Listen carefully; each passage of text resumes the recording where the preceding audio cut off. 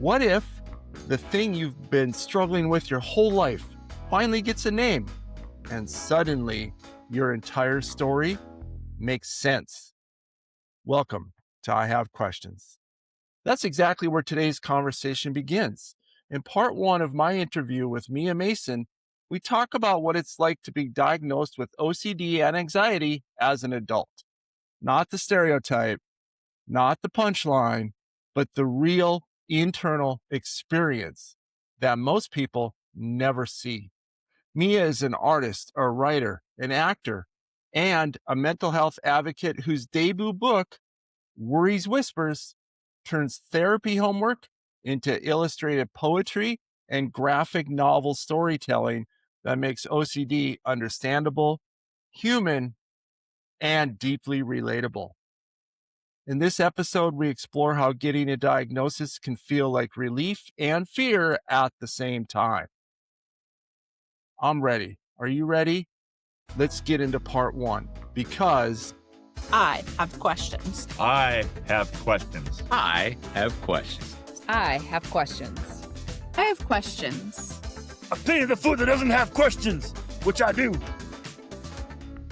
All right, troops, here we go. So I get to talk to someone whose work really sits at the intersection of great creativity, blunt honesty, and mental health. And this person uses all three of these to help people feel a little less alone in the world. Mia Mason is here with me, and if you haven't met Mia yet, you're about to meet someone who turns lived experience into a connection in just a really beautiful way. Mia is an artist and a writer, an actor, and a mental health advocate. Their work explores what it actually feels like to live with OCD. Not the stereotypes, not the punchlines, but the real internal experience. After being diagnosed as an adult, Mia started doing what artists do best, taking something complicated and turning it into something that makes sense to people.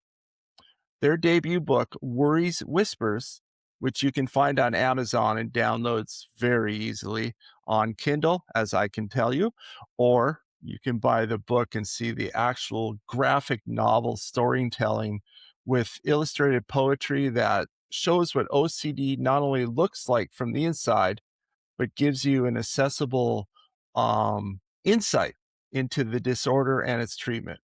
What I really love about Mia's work is that it's not just educational, it's deeply human. It's about being misunderstood, finally finding a language for your experience, and using creativity as a way to process, heal, and connect. I am so excited and happy to welcome Mia Mason to I Have Questions. Mia, how are you doing? Hi, I'm good. Thank you for that Awesome. lovely intro. That was so nice.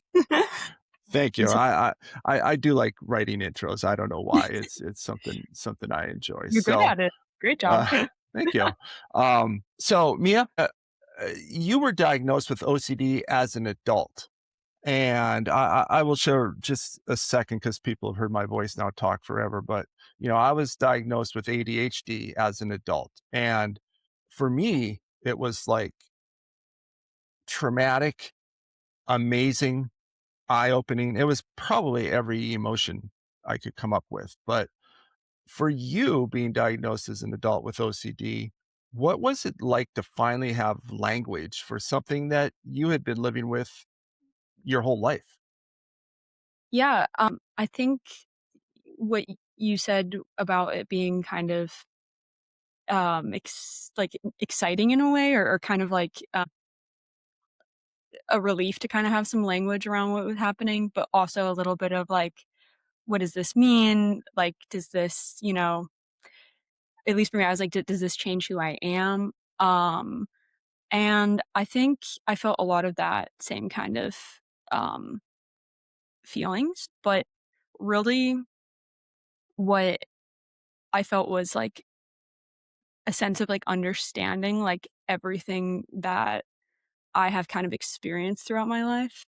And the fact that there is other people like me and like this has a name and it's like a thing and I'm not the only person in the whole world that experiences this. Yeah. It's really interesting, isn't it? Is while we're going through that, it's so internalized, Mm. right? And I think that also is something that really spoke to me. So, I guess that makes me want to know because as we're talking about this, right? We're going to spend a lot of time talking about Worries Whispers, your book and why you wrote it. But I guess my thought is, was there a moment then after that diagnosis where you realized that that lived experience you've had with OCD needed to become part of your creative work? Because you've probably been creative your whole life. So, was there a moment that sticks out to you, or was it just, I don't know, you tell me. Yeah, you are correct. I have, been an artist for as long as I can remember. It's very much like a part of like who I am and how I process information. So that is kind of how this book came about. So in therapy, I started seeing, I saw a therapist before my current therapist who's an anxiety specialist. So that's like somebody who specializes in anxiety disorders or OCD. And it's not always super easy to find an anxiety specialist. But once I kind of figured that out and was pointed to that direction, this drawing kind of became how me and my therapist discovered like I learned the best. So I was taking like concepts I was learning in therapy and doing like therapy homework, drawing out the concepts. And that's kind of what ultimately became like the foundation for this kind of project. That makes sense. So, as you were doing that, so as you're doing your therapy and doing your drawing, what was the most surprising part for you of understanding OCD from the inside? Again, now that it's been given a label and now that you're getting help and now that you've got some tools, was there a surprising part um about understanding what OCD was and anxiety? Yeah, for me it was honestly I know what OCD like I knew what it was, but I didn't know what it really was. Yeah. Wasn't, like, super familiar, like, I remember being a little bit confused when they were like, "Oh, yeah, we think, you have OCD," and I was like, "Okay." Um, I do have a little bit of, like, germ stuff, but, like, that wasn't my main kind of Yeah. thing. My main kind of thing is, it's like there's different sub-themes, which is, like, different kind of topics that you can be worried about, but, it's like morality kind of stuff. Okay. So that was really, like, kind of surprising to learn that there are many and that's just, like, one of many different, uh, subcategories of it. I didn't realize it could, like, manifest in so many different ways, but Yeah. something that's kind of interesting about it is even if you have, like, a different sub-theme from somebody with OCD, the concept of OCD is the same thing. So, there could be somebody who has, a fear of germs, and they feel like they have to wash their hands. And then there's me who's like, "I think I said something that hurt someone's feelings. Let me go ask somebody what that like, what it is." It's the same, like, fundamental, like, structure, which is, like, a worry, like, happens to you, you become, like, very distressed by it, and then you do something in order to make that worry, like, drop off. But the Hmm. problem is that reinforces that kind of cycle. But anyways, I just found it is surprising that, and kind of a cool thing too, that everybody with OCD kinda understands everybody with OCD. So, Yeah. but if it's not Because the it same. is Yeah. because it's connected, but it's like a family tree of in a sense. Yeah. It's I Yeah. always say it's the same concept, just different content. Yeah. Yeah. That Yeah. makes perfect sense. It's right with ADHD. Uh, ours I find the same exact thing, right? I had no idea. I just thought, "Oh, ADD is not paying attention and ADHD is bouncing off the walls." But Right. there are subcategories coming out of your ears Mhm. for it. So yeah, that makes perfect sense to me. How's that? So Great. I guess through the therapy and illustrating out how you feel, at what point then did you first realize that the storytelling was going to be something that you probably not only enjoy doing, but was something that was then going to help you survive and turn that into a book? Yeah. Um, so it's really funny because for me, like writing the book was a challenge in itself, of course. And I Hmm. did all the drawings too, which was a really cool thing and something I really was really important that I did. But aside from just that, it was like actually putting the book out there was really, really scary for me, particularly with kind of my OCD, my version of OCD.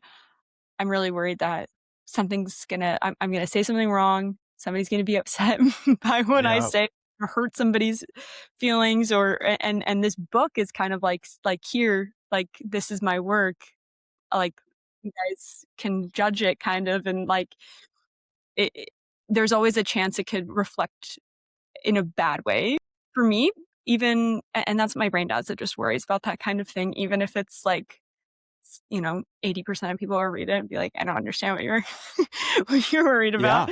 But that's just kind of like how it goes for me. But, that was kind of like it was a process of doing that, but it was also something that I really wanted to do, and I Hmm. knew that, like, this was something that w I wanted more than the anxiety. Even though it was, like, really difficult for me to do that and put Yeah. it out there, Yeah. it just it made my world so much bigger, and it's a really cool, thing that Yeah. I get to say I did. Therapy on steroids. Yeah. Awesome. So let's talk about that, about the book. So your book, a lot of people probably haven't heard of it, seen it. So in essence, your book is a collection of illustrations, almost like a storyboard of, like you would see Walt Disney do a storyboard, right? And then mixed into those illustrations are poems. Mhm. Wh- what so I, I've read a book full of poems. I've read comic books. What what amazing light popped on that made you choose a combination of both instead of just sticking to one form? Because I'll just say it, because quite frankly, they work amazingly well together. Like Yeah. it's a great thing. So what made you though decide to do that? Because I wouldn't have even thought it was an option until I saw your book, to be honest. Thank you so much. That's such a great, like, compliment. I genuinely that's so cool. Um, but yeah, so this book looked so different at so many different points. So, Okay. I was kinda like saying before, it started out just as, like, these drawings that I was doing, like, for kind of like therapy homework. The other kinda thing that I had going was I would write, like, for a long time, like, since I was, like, 14 and on, like, little blurbs of things, like, just, like, words, and I didn't know at the time what I was writing were poems, but I showed them to somebody, and they were like, "Hey, I think you're writing poems," and I was like, "Oh, okay, cool." So, I really and I used to use little drawings that, like, little small drawings that went Hmm. along with. So when I was trying to decide, like, what I wanted this book to be, I was like, "I have these poems, I have these drawings, but I don't know how to make them fit together quite yet." So, Yeah. I was actually with the help of my therapist, we both kinda, like, chatted about, like, what I wanted and what I wanted included in it, and, he really helped me, like, form that structure, but it was really a matter of, like, at one point, it was like, oh, have all the poems and I'm going to do drawings in a full graphic kind of novel for every line of every poem, which was like, one version, it's a lot to do by yourself. Yeah, because your poems are pretty Yeah. lengthy. Yeah. Yeah. Where it was like, this is not going to be manageable. Anyways, so it was just kind of like the figuring out of like what I wanted in it. And I really ultimately decided I wanted both drawings and poems in there.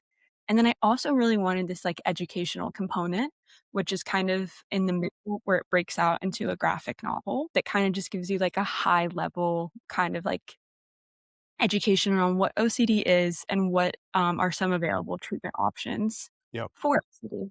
Thanks, Mia. So I think for today, that's where we'll pause.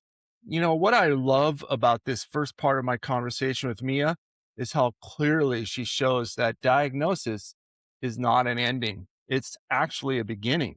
It's the moment when something that felt isolating finally gets a name, and suddenly the world feels a little less lonely.